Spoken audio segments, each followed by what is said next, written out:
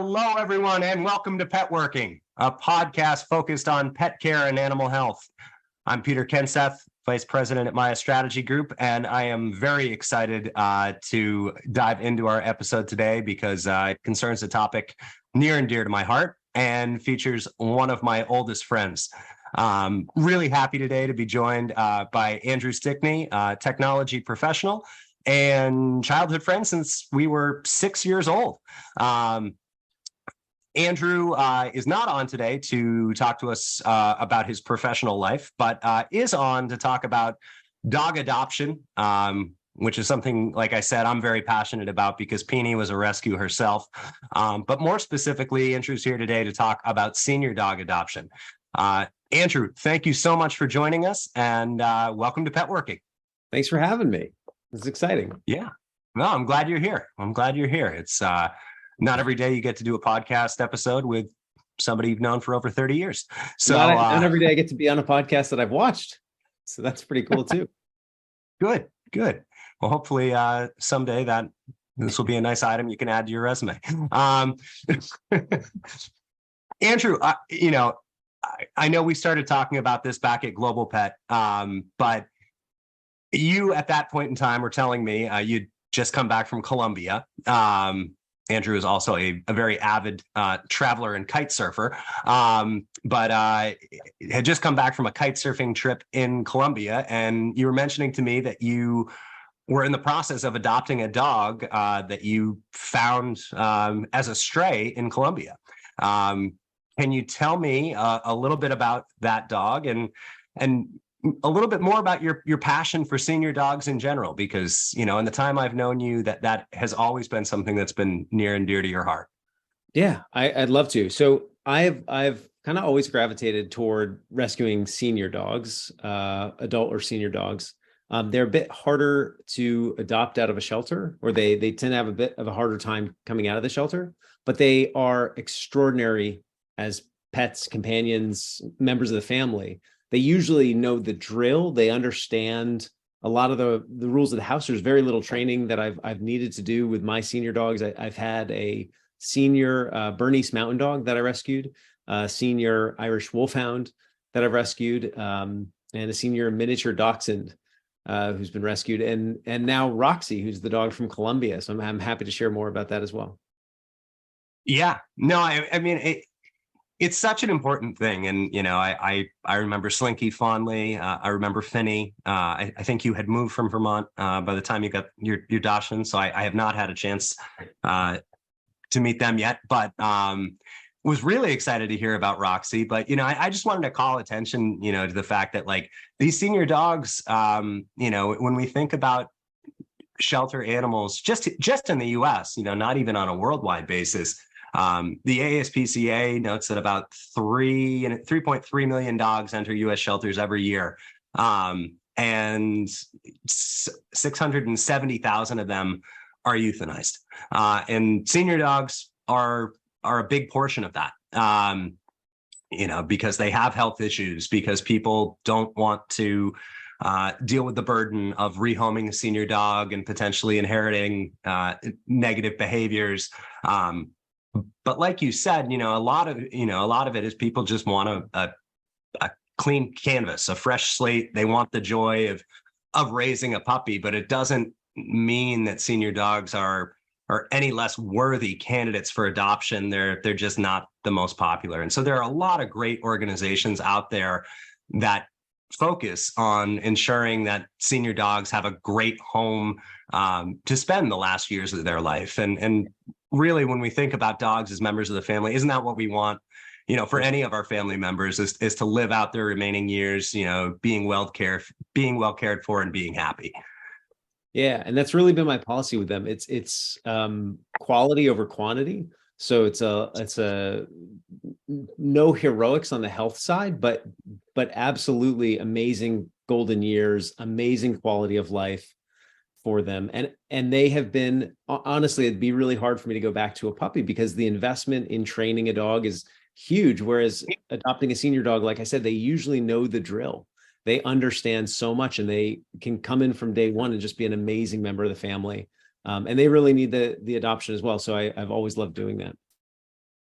Yeah, I think it's super cool. And you know, I know you've done this, is like you said, this has been a passion project of yours, you know, for a long time, is making sure that you know, senior dogs have good homes. And I think you've done this, you know, ever since you lost your childhood dog, you know, 15 years ago.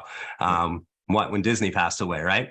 And but out of all these stories, Roxy absolutely takes the cake. And I'm really excited for you to tell people about this, because it's just an amazing story. So you were kite surfing in Colombia and you found Roxy. Tell us more.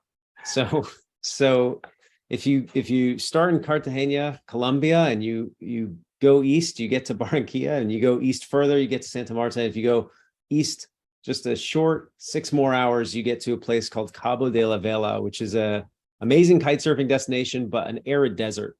And got there to go kite surfing and met a stray dog on the beach who's now named Roxy. And she very unfortunately was struggling badly. There not much access to water, fresh water. It's on the ocean, but not much access to fresh water, and really very limited resources in terms of food out there. And so she was starving, and she was severely dehydrated, had lost most of her hair due to mange. And there were other stray dogs, but dogs that were somewhat cared for by the community a little bit, and younger. She was a senior dog, and in that environment didn't have much longer to live. So said to myself, she is in Eden. So I gave her some food and gave her some water, and tend to carry those things around when I've been in places that have a lot of stray population. And as I got to know her, I realized she just wanted to be pet and have love. And it was such a heartwarming moment, and it caused me to take a step back and say, like, if I walk by this dog that I can help, I can do something to help her. If I walk by and just go about my day and just go kite surfing, that really is not the person I want to be. And she clearly needs help. So made the decision that I was gonna do something to help her. And even though it was this one dog, and there are loads of strays, there was something about her that I just connected with. And so put her in the car, and drove back to Barranquilla, which is where I was staying at the time, and said, I'm going to figure it out. Met with a hospital called Unimed, who has been just an amazing partner in all of this, that I couldn't ask for anyone better. And this is how it went. I went into Unimed and got out my phone and Google Translate and started typing what the need was and what the situation was for this dog. And their staff was so loving and so willing to just hack through the Google Translate of what I was trying to ask for, and what this would look like, and how we would care for her, and ultimately how she could potentially be adoptable again. And we started the process of just caring for her and bringing her back to health. And so when I got to Barranquilla, it's a long drive to get from Cabo de la Vela to Barranquilla, and got there on 10 o'clock at night. The vets took her in and started doing the exam, and started running the blood work, and started putting her on fluids, just to get her back to a steady state. And over the next couple of weeks, while I was still in Colombia and she was in the hospital recovering, we started to discuss her treatment plan, but also how we get her ultimately back to the US and go through that process. So I'm happy to go through any of that. But I'm really happy to say, and I couldn't be more excited about this, and I'm not going to wait for you to ask. I just last week got the approval from the CDC in the US to bring her back to the US. So it's and I've booked my ticket, so she's going to be flying home with me on June 1st. So, wow. Now, I was going to ask, she is coming. You mentioned the CDC. What were the other legal loopholes, barriers? I've heard bits and pieces of the story. I know you mentioned there was a particular influencer down in Colombia that was really instrumental in helping you through the process. You alluded to Unimed.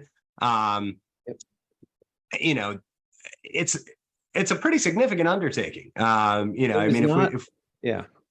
it was not a small feat. I mean, it's a whole, what this gave me insight into is what a dog rescue does every single day.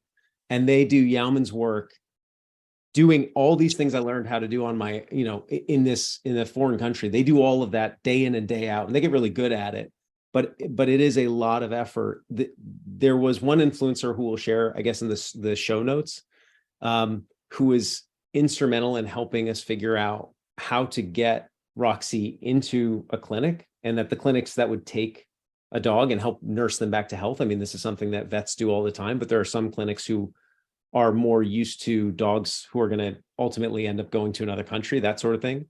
But really the approach was get her to a place where she could travel, where she could get into adoption again. And that was a process of initially getting her stable, starting to get cleaned up, starting to take care of the mites and some of the issues, the skin issues that she had, the food and water and the consistency there.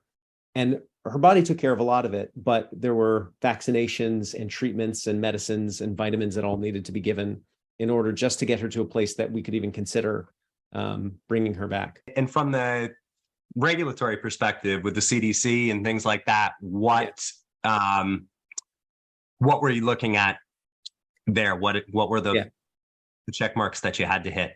So you have to do the vaccination schedule, specifically rabies, that the US requires for dogs to be imported into the US. And so the first thing that had to happen was that rabies vaccination. With a dog from a high-risk country, which Colombia is considered a high-risk country per the CDC, you then need to ship out a serology titer to a US lab, and there's very few that are approved to do this work, but that they will then, what they're testing for is that the rabies vaccination you gave has had the appropriate immune response in the dog, and that it has, in effect, it's been effective. That process takes a couple of months, is significant expense. They ship that back to the lab, which will then give you all the back to the animal hospital, which will then give you the paperwork you need to then go to the CDC and gain conditional approval to import the dog. So the process took about 4 months or so. Just to get to a rabies vaccine and some of those things, she needed to be in better health than she was when we pulled her off the beach. And you had her in a clinic down there at Unimed the entire time? At Unimed the entire time. Yeah, they've been amazing partners. And you've been paying for that care? Yes. And the boarding. Yep. Now, I have to ask, what has all of this cost you from a financial perspective? Obviously, I know things are cheaper in Colombia than they are in the US, but 4 months of boarding anywhere has to cost something. Yeah, so it is a lot less expensive in Colombia. That the US dollar goes quite a ways there, on everything from the treatments to food to medicines and so on. So they're really not. It really is not comparable to doing this in America, but it actually has been relatively on par. If we don't include the flights that I'm about to take, it was actually on par with adopting a dog out of a rescue group. And so somewhere, we'll see what ends up being, but somewhere between $600 and $1,000 US. Okay, yeah, and I think and that's. Maybe on the low end, you might be able to find, an adoption fee for like $350 or $400, or some organizations will waive an adoption fee for you. There are a lot of pet food companies out there that sponsor adoptions and will cover the adoption fees for you. But, relatively, $600 to $1,000 to bring what it sounds like a dog that you have an amazing connection with into your family, and to save and change a dog's life, that's huge. And, and when we think about some of the other things that go into that, I'm sure you had to test for heartworm, you had to probably Lyme disease and any other tick-borne illnesses, things like that. So, there's a lot that goes into it. And so, when you see an adoption fee on a dog,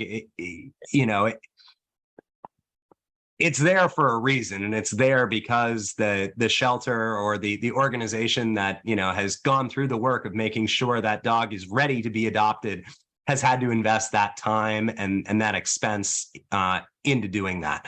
It's not, you know. I think that that's really well put. It can seem really high that an agency would, you know, has these fees, but having now gone through the process, it's an extraordinary bargain. And that, never mind the dogs who actually need a really expensive procedure when they end up in a shelter. Roxy didn't, so it got lucky there, I guess. But there are dogs who, you know, end up in a shelter and then need some really expensive surgery or need some really expensive treatments. And it blends across all these dogs and these fees. What I would say is that I wouldn't look the same at a rescue fee ever again. I think it's an incredible value. Absolutely. No, I mean, I think it's huge, right? When, you know, when you think about, you know, that there are groups that do this at a large scale. When we were at Global Pet, there was, you know, an organization there that had a litter of puppies from the Cayman Islands, and, you know, there were 6 dogs, and I think it was either a minimal adoption fee or they were waiving the adoption fee on them, but they were spayed, neutered, you know, they'd had all their shots. And if you think about, you know, just taking the time and effort on your own to do all those things, that's a significant savings right there. And then you would have to also pay for those services. And there is such kindness that, you know, throughout the system that goes into making sure that those fees can be kept low, right? And you don't want them too low, because you don't want you want to make sure that they have a good home to go to. And but, you know, there's also a need for people to adopt these dogs, as we've talked about. Yeah. I think it's so needed. And, you know, and I will also say you know, I know you have focused on, you know, very senior dogs, more towards the end of their life, than the beginning, you know, 8 years and older. You know, I think in the case of your Irish Wolfhound, because they only lived to an average of 8 years, Finney was 5 when you adopted him. But even with Peony, she was between 2 and 3 when we adopted her, and she was found as a stray and spent a month in a shelter in South Carolina, and then was sponsored to come up to Vermont so that she could avoid being euthanized down in the shelters in South Carolina. But even after coming to Vermont, she spent 3 weeks in a shelter up here. We met her at an adoption awareness event at PetSmart. It was the first day that we were out looking for a dog, but we were told she'd been in the shelter for 3 weeks up here. And your focus on senior dogs was a big part of the reason why, you know, we felt good about adopting her. We heard, you know, her story, and it resonated with me, you know, and your experience and passion for adopting senior dogs. And, you know, she's far from a senior, but really, once you get beyond that, like, puppy stage, there is a marked decline in interest. And also, interestingly, with Peony, I wasn't aware of it, but I have heard anecdotally since adopting her that Black dogs have a harder time being adopted out of shelters because they don't photograph as well. And so it's tough to get them to look cute in pictures and things like that. So, you know, that's another population that you can maybe pay a little bit of extra attention to, but there's lots of pets out there that need good homes. Yeah. So, Andrew, I know you volunteer with a local shelter now. You know, you're doing what you can to contribute. I know you've done a lot of fostering, focused on senior dog adoptions. Any recommendations you could make for people? So I think within your local community, there's always opportunities to give. And if you can't have a dog, then I think it makes a ton of sense to donate a little bit to the shelter that is doing the work. It helps them continue to do that work and continue to pull dogs out of not great situations, whether it's off the street or off, in this case, the beach, or off of, or just helping a family who needs to rehome their dog for some unfortunate reasons do that. I think the old adage, charity begins at home, really goes a long way in that regard. And you can really see the firsthand, you know, impact of your contributions if you're donating to local shelters. There's the Gray Muzzle Organization, Old Dog Haven, the Senior Dogs Project, the Gray Muzzle Cottage, the Silver Muzzle Cottage. There are so many advancements in pet nutrition and animal health that are targeted towards senior dogs. In our first episode, we featured Leap Years, which is focused on giving, quality of life to older dogs by boosting, their NAD levels and restoring that vitality and youthfulness to them in their later years. So maybe once you get Roxy back here, you can get her on some Leap Years. I can reach out to Nick and Ginny and see if maybe we can get her on the compassionate use program. Seems like she has had a rough go of it down there. She is it's like she's made a full recovery, so she's looking really good. When was the last time you saw her? I left Colombia in end of January, and so okay. I get photos all the time and videos of her. So the last video I got was 2 days ago, which I'll send over to you as well. But it turns out she does seem to really enjoy baths, which might be unique for her.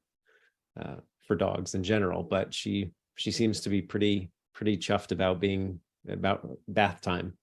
So you'll have to get her one of those bath stations that we saw at Global Pet with the that'll talk to you like Arnold Schwarzenegger or whatever voice you want it to do. Exactly. I thought that was a pretty interesting innovation, or at least become good friends with your local pet washing station. It's true. So cool. Well, Andrew, thanks so much for taking the time. I think this is a really cool story. Obviously this is more on the nonprofit and charitable side of things than necessarily the business side of pet care and animal health. But these are the types of stories that really make everything that you do on the business side worthwhile, because they're just heartwarming, and it makes me really happy to know personally know people like you who are out there doing this good work and ensuring that dogs like Roxy are able to live out their remaining years in peace and comfort. And it's such an important humanitarian mission because at the end of the day, dogs just want to be loved and they want to be close to people. And for the most part, no matter what has happened to them in their lives, they have this incredible capacity to forgive and maintain that desire for human love and companionship. You saw it with Roxy on the beach. I've seen it with Peony. She was also found as a stray in South Carolina. But they just want love. We don't know fully what their lives were beforehand. But for every dog that lives its life with the same family and grows from a puppy to a senior in the comfort of the same home, surrounded by the same people, there's so many senior dogs that grow old and live out their final years in shelters or are euthanized because they were abandoned, because their family had to surrender or rehome them for whatever reason, or because they got lost and became a stray. But given dogs boundless capacity to love and all that they do for us as humans, I think it's the least we can do to try to make sure that as many senior dogs as possible are able to spend their golden years surrounded by love and care. And I don't think I'm alone.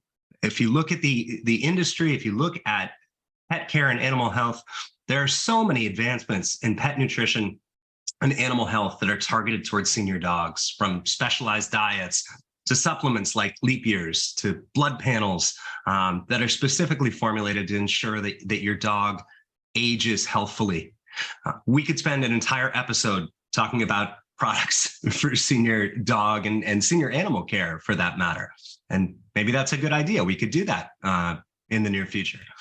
But the industry knows that people want to honor the lifetime commitment they've made to their dogs by ensuring that their golden years are enjoyable as possible. And I'll just close by saying, along the way, let's not forget the senior dogs who weren't as lucky to live their entire lives with the same family, but are still every bit as deserving of that love and care. So Andrew, thanks so much for joining us. And thanks to everyone for listening. I'm Peter Kenseth, and this has been another episode of Petworking. We'll see you again soon.